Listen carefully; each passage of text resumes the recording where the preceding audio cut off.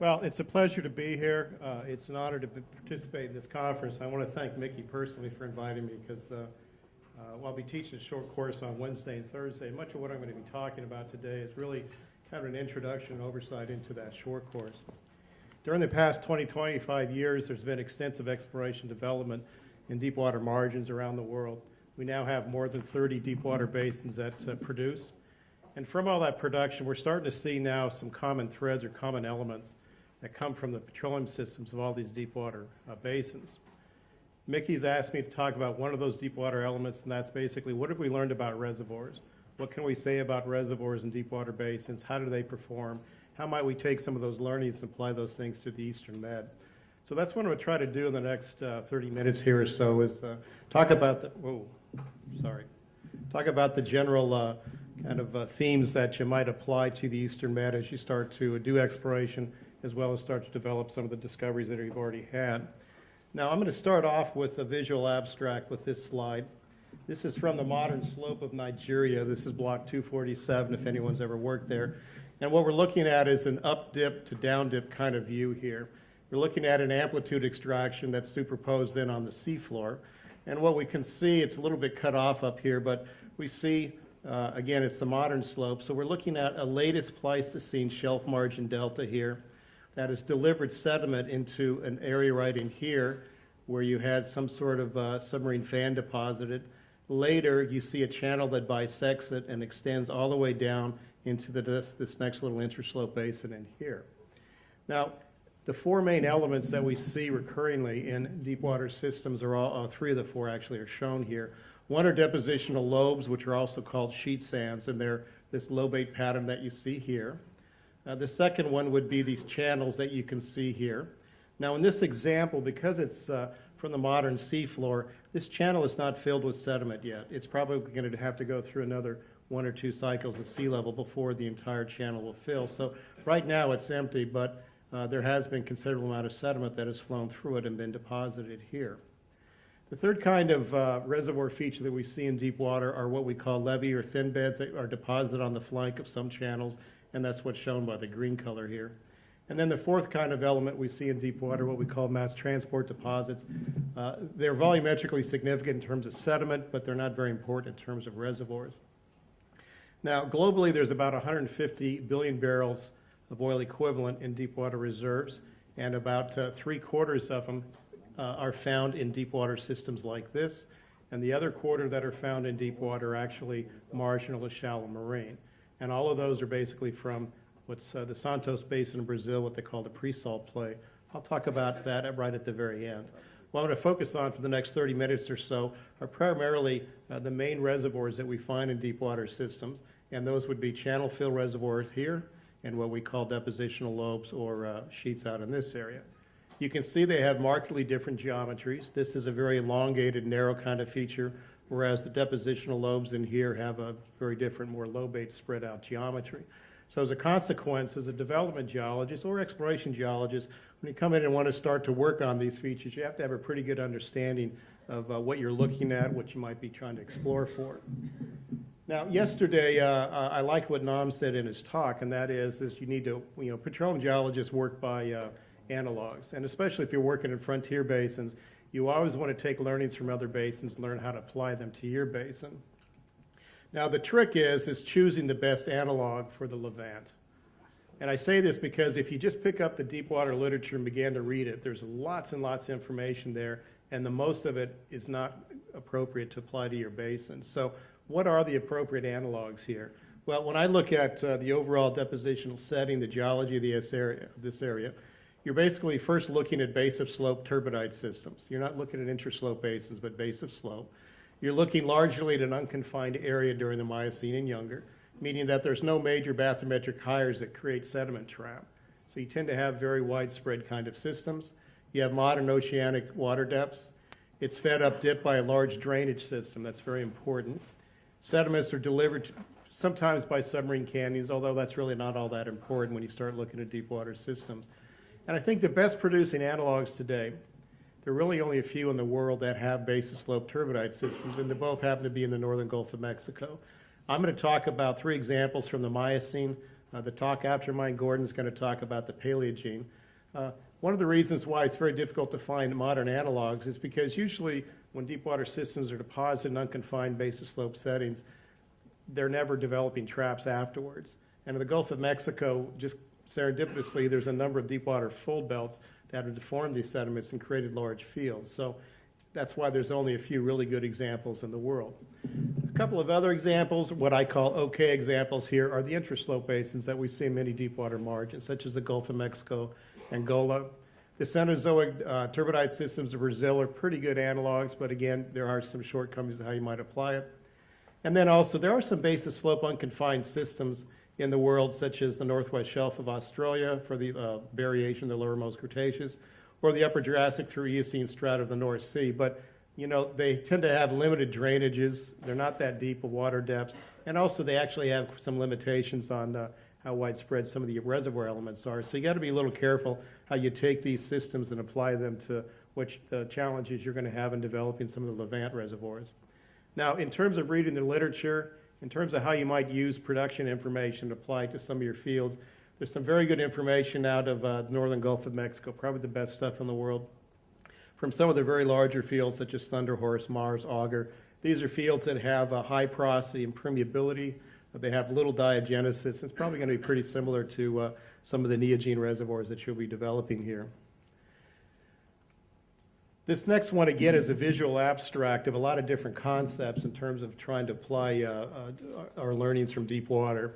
And I want to spend a few minutes looking at it. It's from Henry Pettingale and my colleague, John Kendrick. And what we're looking at is a south to north view of the northern deep Gulf of Mexico. And imagine that they stripped all the water off. So what we're looking at are very wide shelves today. And we're looking at a very rugose, very irregular bathymetry along the continental slope here, which changes as you move off to the right or to the east. This very rugose bathymetry in here is created from ongoing deformation of allochthonous salt. In other basins of the world, it's created from deformation associated with shale masses. But the important thing is that during relative lower points of sea level, you tend to get a lot of incised valleys, shelf edge deltas like this, and you're bringing very large volumes of sediment into these areas. And the lows in here are called intraslope basins, and they can fill up with very large amounts of sand, but they're aerially fairly limited in terms of what the reservoir sizes are going to be. In contrast, if you look to the right here, you can see a prominent submarine canyon called the Mississippi Canyon, and it extends out in this area in here into what we call an unconfined complex, meaning there's really no major bathymetric barriers on the seafloor, so as a consequence, the sediment flows out, the sediment gravity flows flow out in the deep water and tend to expand quite a lot. So we talk about confined systems, meaning they're deposited in relatively small areas with distinct bathymetric controls on the size of the system, or unconfined. And from what I've seen from looking at the seismic in your area and also the bathymetry and stuff, I think this unconfined complex is probably a better analog than these confined complexes in terms of how you apply and learn these learnings to your area. The next slide I'm going to show is going to be an enlargement of this area. It's going to be a seafloor image that this illustrates then two of the main elements. And this is about 400 kilometers across. What we're looking at is the false color image derived from Gloria side scan sonar data. And simplistically, the darker colors are going to be clay. Interbedded silts and clays are going to be the greens, and then the hot colors, mostly the reds and yellows, are going to be sands here. What we can see on here is a sinuous channel that comes across, extends down into this area, begins to bifurcate into a series of depositional lobes. And in fact, there are 7 of them here, and this is the order in which they were deposited. And if you have a lot of high-resolution seismic, you can see this. So what I would suggest to you is that when you look at the Levant Basin, you're probably going to be looking at features where you have fairly narrow channels that extend into an area, and then more unconfined, large lobate-like features like this. And the next figure is just going to show then how I would apply this to Levant. It's not a very high-resolution bathymetric figure here, but what we can see here is obviously the Nile, and you have a fair amount of irregularity in parts of the slope. But as you start to move into this area, there's not a great deal of differences in the gradients along the bathymetry there. So I think it's probably appropriate to use the concept of unconfined systems. And The next profile is going to be one that Mickey published, from this area in here. This has showed up in several talks yesterday of the various discoveries. Now, several authors yesterday talked about the fact that you probably have unconfined systems sitting in here during the Miocene, and maybe, and then certainly above in the Pliocene. So when we look at these systems in here, again, I think they're probably unconfined. And the next figure also is from Mickey, and this is what he showed yesterday. From this limited 3D survey that sits down dip from the Afik Canyon here, Mickey did some amplitude extractions just below the Messinian Salt and a little bit deeper. And what you can see then are these 3D images. These would be, I guess, probably RMS amplitude displays. You can see a channel here that starts to become more distributary, more lobate in form like this. And this is just a small part of the overall system. But again, you can start to get a sense that the depositional systems are probably those of unconfined areas. Okay, so let me just run you through kind of 6 quick thoughts about what have we learned about deep water. Lobe reservoirs are also called sheet reservoirs in the literature. They're kind of interchangeable. Most important thing is this, is that these form some of the best high-rate, high-ultimate recovery reservoirs in deep water. Now, when Henry was working with Shell about 20 years ago, they were the company that started to get plugged into this concept of high-rate, high-ultimate recovery. If you don't have those reservoirs in deep water, it'll never be economic. So you have to have reservoirs that basically can produce both at high rates and for extended periods of time here. The characteristic features of lobes or sheets in cores or outcrop, you tend to see a lot of massive degraded beds, non-erosive bases that are conformable non-erosive bed contacts. Why are people spend so much time worrying about lobe reservoirs? They have the simplest reservoir geometries. They have good lateral continuity. They have the potential for good vertical connectivity if the sand layers amalgamate on one another. High aspect ratios greater than 500 to 1. Channels are about 30 to 1. So markedly different aspect ratios. Generally, lobes have narrow ranges in grain size, and as a consequence, you have greater porosity and permeability. And also importantly, when you start to develop these reservoirs, you don't have a lot of erosional features, which can be present real difficulties as you develop fields. A couple of other concepts. This is an important one, especially as you apply it to the Levant. Unlike the other deep water reservoir elements, lobe and sheet sands commonly have an areal extent that exceed the area of the trap. Very important. I'm going to illustrate that with the Gulf of Mexico example in a minute, meaning that the lobes can go for very, very long distances, but the individual fields may only comprise one small part of the overall trap.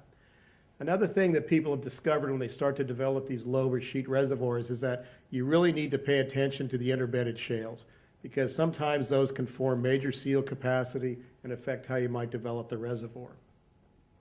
Another thing in these lobe deposits, generally diagenesis is not a problem in younger reservoirs, meaning Miocene or younger, or those that haven't had significant burial. When you start to look at these reservoirs as you get older, you tend to have longer periods of time for diagenesis to happen, and as a consequence, you might see a deterioration in the overall reservoir quality.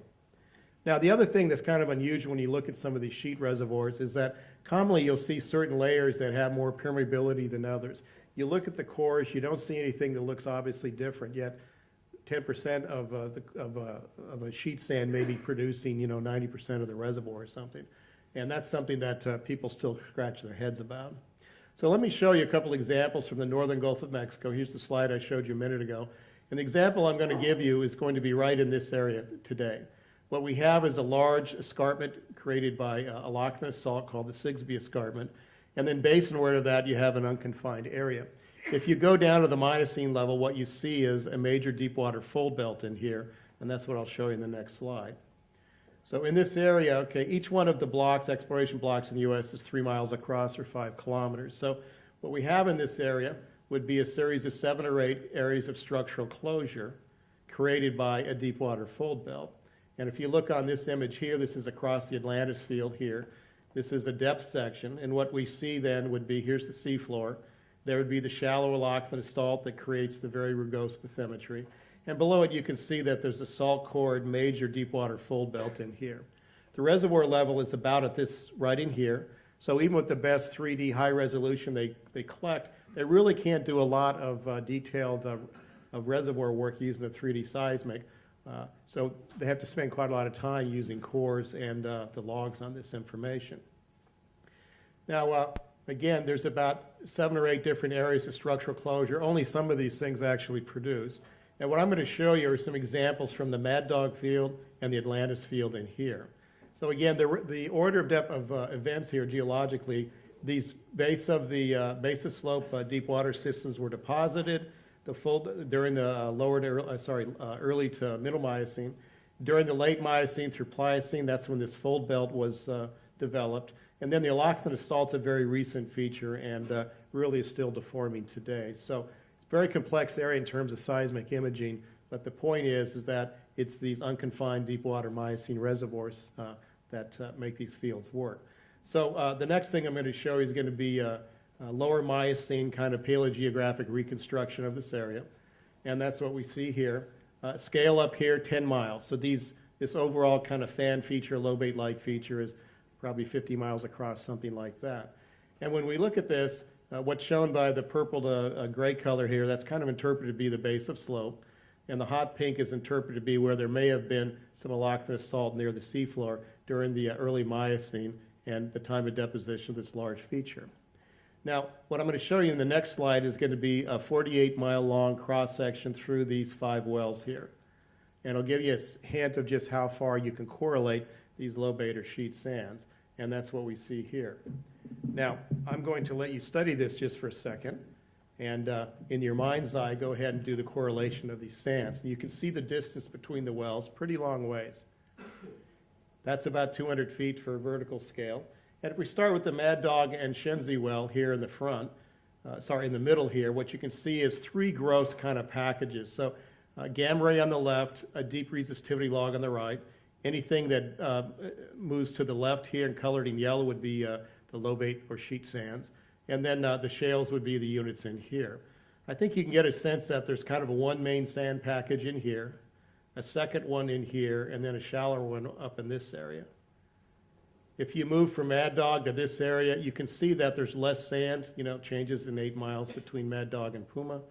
And, but I think you can still get a sense that the general 3 sand packages are there. But as you move another 12 miles over to the left or to the west in Green Knoll, there's not a lot of sand here. So clearly sands are thinning. You're starting to see regional changes in this overall lobate form. As you move to the right from Shenzi to Komodo, similar thing. You've got 13 miles here. And these nice, thick, amalgamated sand packages change considerably as you move laterally in this area. So using biostrat and also a lot of other information, this is the interpretation that the BP geoscientists came up with. So the point is that this is 48 miles across, so 70 kilometers, and you can correlate these sand packages all that way.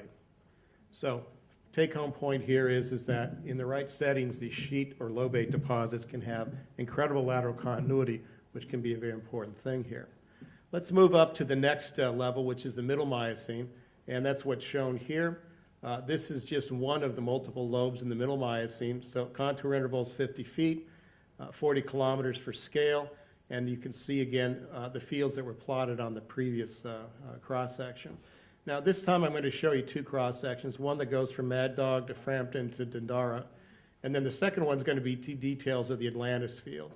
And they nicely illustrate, again, how far you can correlate these sheet sands and why they potentially are very good reservoirs.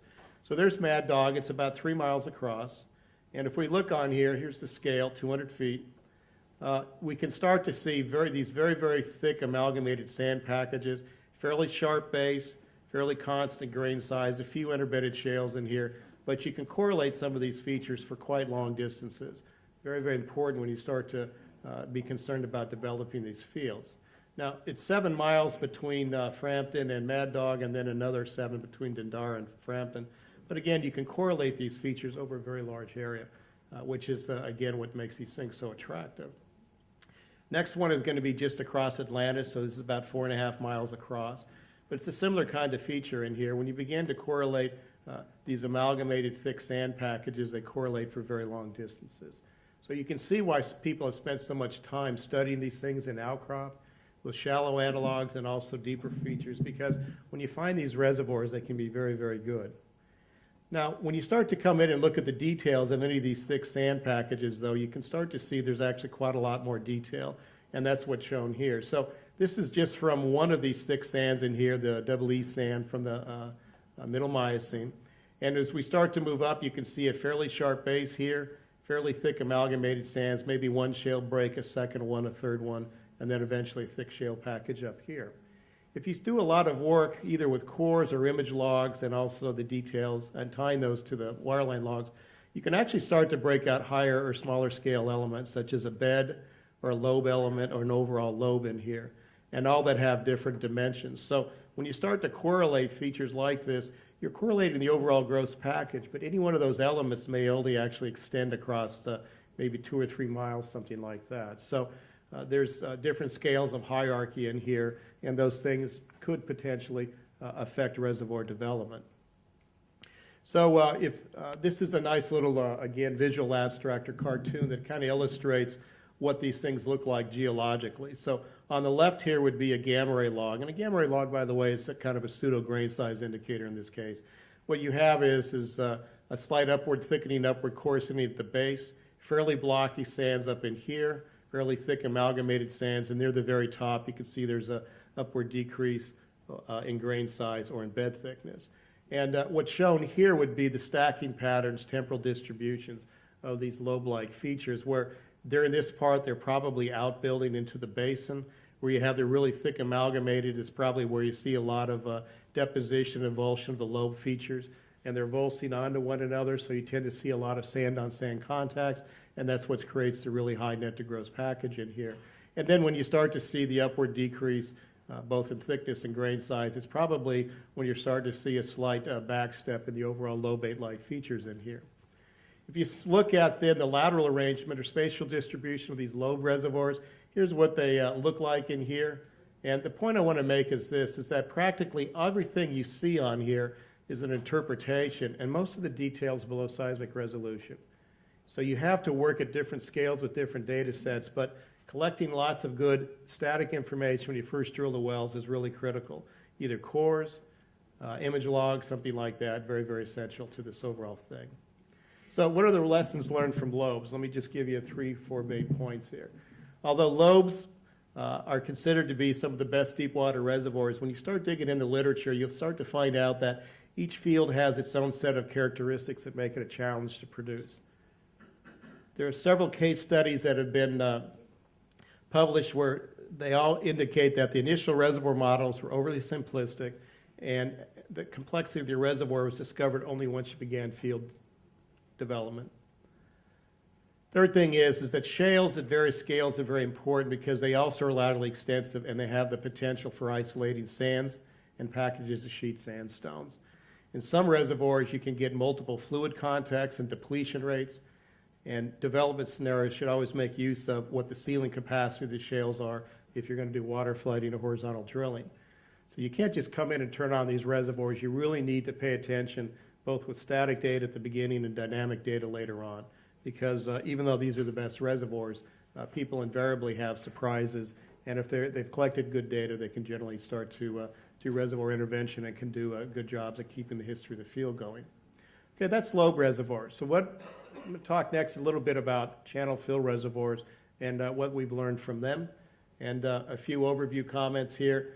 Channel fill reservoirs have proven to be great reservoirs in some deep water settings.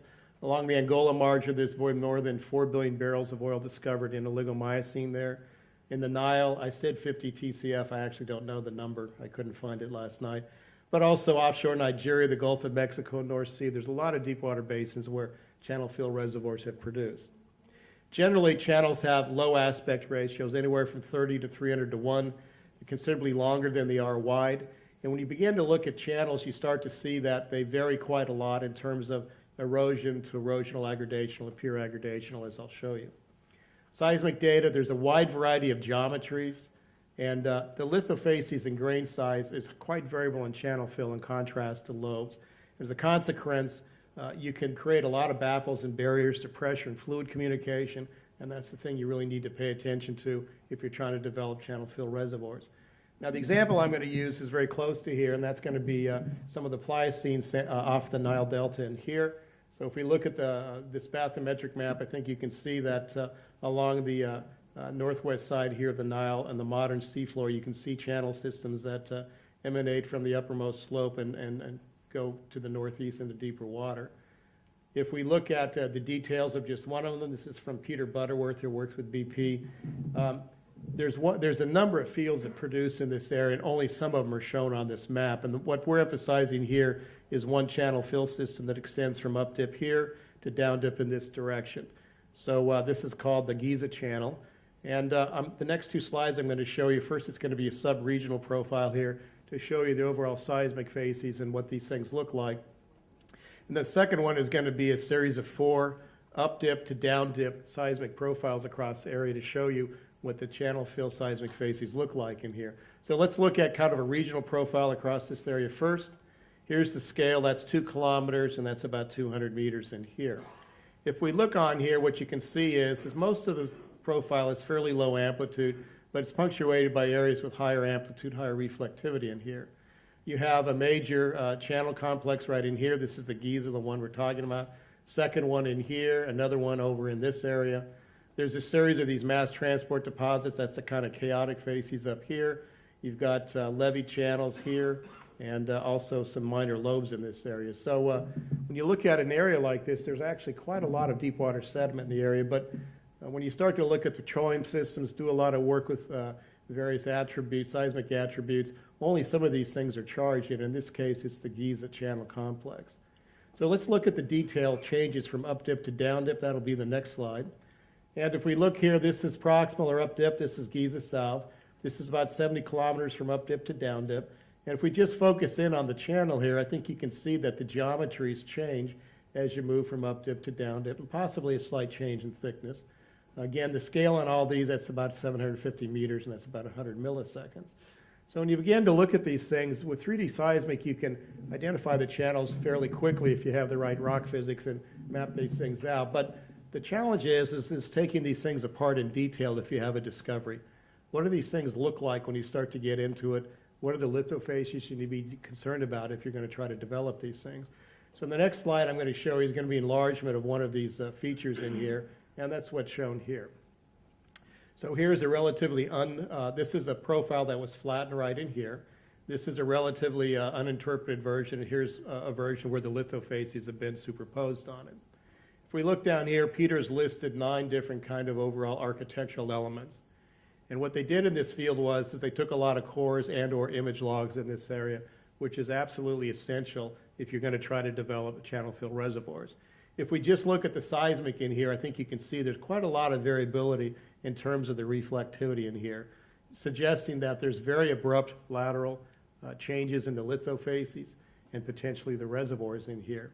And what they're showing here is just a tie of the various lithofacies. What's superposed over here on the right then would be all the various facies that they have. What I want you to focus on would be the yellow in here. This is going to be where you have amalgamated channel fill in here. This is going to be the coarsest grain. So if you're a development geologist and start to work on these features, this is the area that's going to sweep first. This is where you're going to get the most amount of production almost immediately. Likely you have gas or oil sitting in the finer grain facies to the left. This would be levee facies, abandonment levees, something like that. And developing these reservoirs has proven to be very, very difficult because if you're not monitoring how they develop through time, how they produce through time, these things commonly will water out, or you start to have major water breakthroughs. So your oil cut may go from 90% down to 20% or something like that. So reservoir management is very essential in these things, and to do proper reservoir management, the first thing you have to do is have very good rock information that you can tie to your seismic, and then you can start to move from there. Now, to illustrate the variabilities and what happens in the channel fill, the next slide I'm going to show you is going to be a series of time slices through here. So we'll start down here, and then we'll move up about 20 milliseconds each time. And you'll start to see then how the reservoir geometries of the channels change through time. So the youngest one is shown up here to the left, and the deepest one is in the upper left, shallowest one is on the right. And what we can see across this area here, this would be about 1,500 meters in this area. You can see that the channel fill, as you get shallower, is changing in amplitude as well as in the overall morphology of it. So you can see that sinuosity is increasing, I think, as you come up in the section. But it's only when you start to do really detailed 3D seismic like this and tying it with the wireline log information, core information, that you can start to develop really really robust reservoir models for coming in and develop these things. Now, from a lot of deep water channel fill systems around the world, the kind of model that, one other slide before I get to that. This is a nice slide that illustrates the up dip to down dip distribution of just this one sequence channel fill. And the gamma ray logs are all shown here. What's shown in yellow would be potential reservoir in here. And what you can see is that down dip in here, you tend to have a lot of channel axis, meaning amalgamated thick channel sands. As you move up dip, the up dip area probably filled with sediment later because sediment bypassed through the channel. Filled up dip is later. And what you tend to see is a slightly different lithofacies. You tend to see a lot more channel margin or levee facies up dip. So if you're going to develop a series of fields in this area, you need to understand that the lithofacies change rather markedly as you move from up dip to down dip in this area. Now, what I started to introduce a second ago is from a lot of different deep water channel systems in the world, the kind of models that people are beginning to recognize here in Angola, Gulf of Mexico, offshore the Nile, offshore eastern Borneo, you start to see very, very similar patterns in how these channel fill reservoirs operate. You tend to see a fair amount of erosion at the base of them. Now, in these slope basins, you tend to see more erosion. When you get out into the unconfined basin, there's less erosion. You tend to see a series of debrites or something at the base, overlain by a series of thick amalgamated channels. That's what's colored in green in here, channel axis facies. And you can see that they may start to switch a little bit. But generally through time, what you tend to see is less sand filling the channel and tend to start to see more mud. And as you start to get more of a muddy fill, what you start to see then would be more isolated channels, and you'd start to see a lot more levees and stuff developing. So you tend to have a high net to gross sand with not a lot of mud along the margins in here, but as you get shallower in these channel fills, you tend to get a lot more levee facies and more isolated channels. So as a consequence, again, when you start to develop these reservoirs, the architecture is very, very different in the older part of the channel fill in contrast to the younger part. And as a consequence, this makes it a very big challenge for development geologists to work on these features. Okay, so what are the lessons learned from channel fill reservoirs? I usually take an hour to talk about this in a short course. I'm doing it in 5 bullet points here. Channel fills are internally complex. Generally, they are arranged in a hierarchical pattern, as I just showed you. You can recognize that at outcrop and at seismic, but it may be difficult, if not impossible, to identify this in wellbores and cores. So you need to work with multiple data sets at different scales to be able to sort this stuff out. Because of the extreme complexity of channel fills, reservoir formations can vary laterally within a reservoir. As a consequence, proper well space and orientation really are imperative for effectively draining hydrocarbons from the channel fill. Proper well placement requires a knowledge of the nature of the fill, and you can only determine that from lots of data being collected in the early life of the field. When companies like to drill exploration wells, especially rank wildcats, they usually like to keep costs down. They won't take cores, they won't take image logs or complete suite of logs. Generally, it'll come back and bite them later if they don't, if they turn the field on, because usually there's a lot of very good information that you can collect only at the beginning. So again, collect as much static data during drilling and also collect as much dynamic data as you start to develop the field. Now, I put this on here just to talk about spectacular failures. I've shown you some very, very good successful channel fill reservoirs. There's a famous one in Mauritania that Woodside drilled about 2000. They brought it online in 2004, series of Miocene channel fill reservoirs, three-way closure against a major salt feature there. After 6 months, they almost completely watered out in this field, and they'd spent a very large amount of money putting the development infrastructure in on this stuff. And what it came down to is that even though they'd done a lot of reservoir work, they still didn't have a complete feeling for what sands were in communication, where there were barriers, and they started to get a major water cut from this. And Woodside sold the field about 6 months after that and kind of washed their hands of it. Okay, last concept, which is deeper targets. So when I've looked at seismic from the Eastern Med here, what strikes me is that so far there have been discoveries at this stratigraphic level. But as Marlin has taught the rest of the industry in the last 30 years, the easiest ways to add reserves to an area or to a field is to drill deeper or to drill just outboard of it. And as a consequence, when I look at this stuff, you can see the potential for a lot more targets in the deeper parts of the basin in here. And indeed, if these are biogenic gas in the reservoirs, perhaps you're in the oil window if you've got oil source rocks out here. So just a couple of comments about the deeper potential here. There have been large volumes of reserves found in Mesozoic strata in many major deep water margins in the world.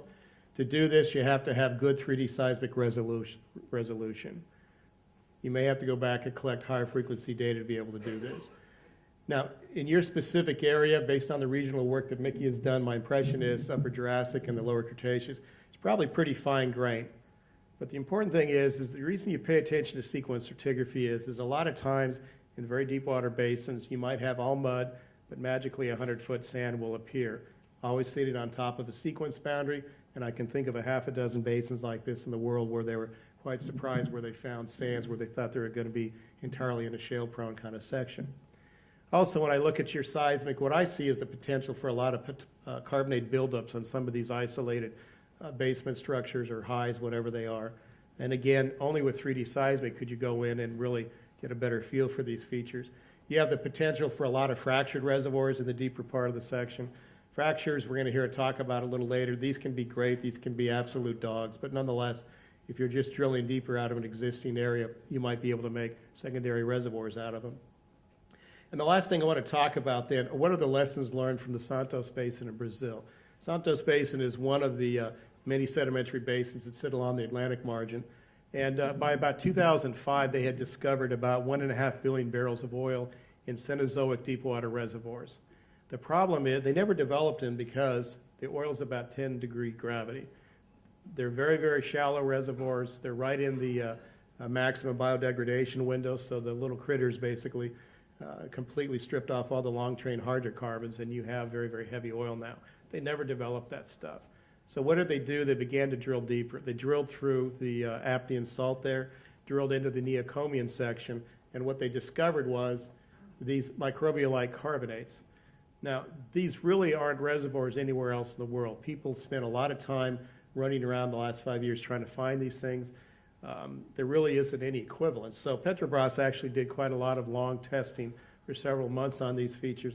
And what they found is these reservoirs absolutely are world-class.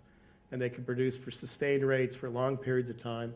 And as a consequence, they now have booked about 40 billion barrels in these microbial-like reservoirs that were deeper.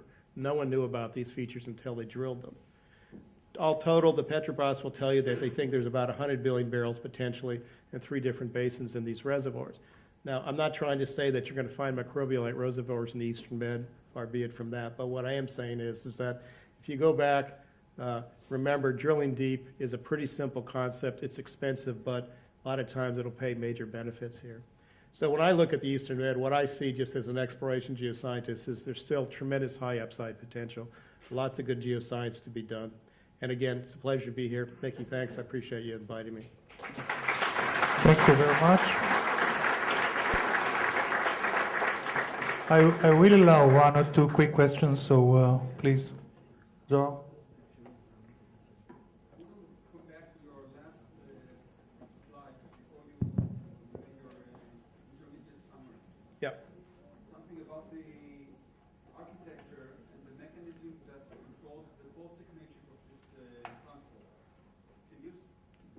Say something about this one? No, just no matter. You can just answer like this. Can you say something about the transport mechanism? What controls the pulsic nature of sand lobes and then shales and then sand lobes and again? Okay, good question. So the question is basically what are the controls when you start to look at these deep water sands? How's the sand brought into the area? I think in probably about 90% of the margins in the world, looking at relative changes in sea level is absolutely essential to understanding deep water sands.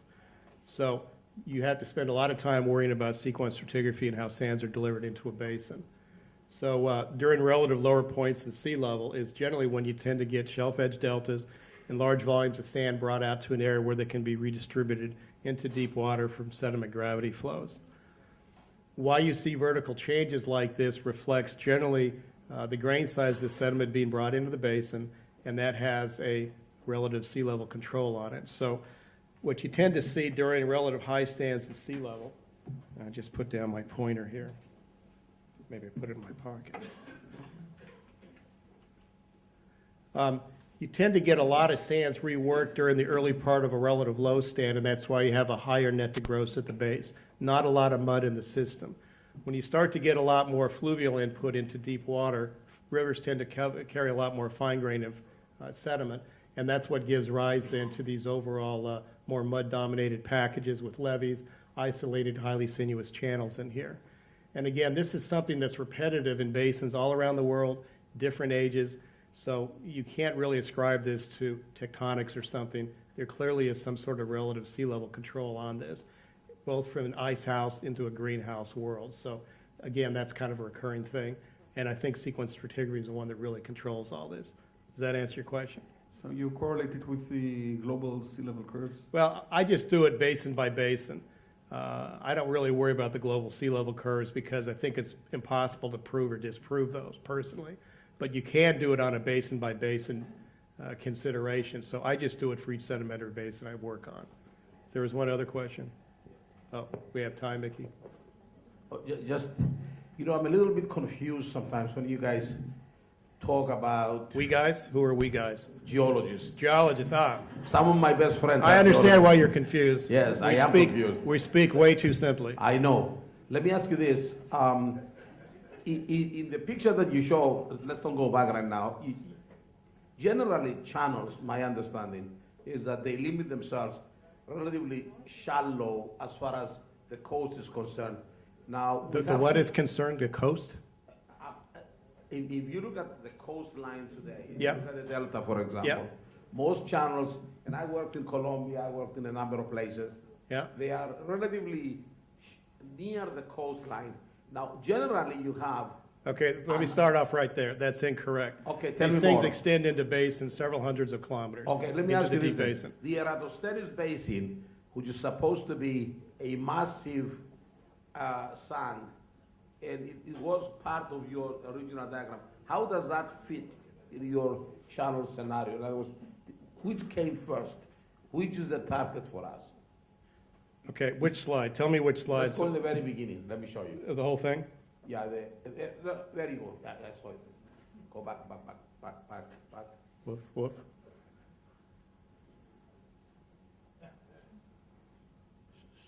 Oh, man. Well, you just saw my MTV talk there, so. I'm confused now. Good, that was my point. You said you were confused, so. Look, okay, let me ask you this simpler question then. Yeah, Give me a scenario of turbidites versus channels, okay? Which comes first? How about okay. that? Well, first of all, let's get definitions straight. Channels are erosive features by definition, Of course. okay? Turbidites are the deposits from turbidity currents. Sure. Turbidity currents have the ability to erode, okay? So the one is not mutually exclusive of the other. Correct. Okay. Turbidity currents can create channels in certain settings, okay? Turbidity currents and turbidites are a sedimentary gravity process. Channels are erosional features. They fill with sediment, with turbidites, okay? So what comes first? Erosion comes first, and then the sediment fill comes after that, okay?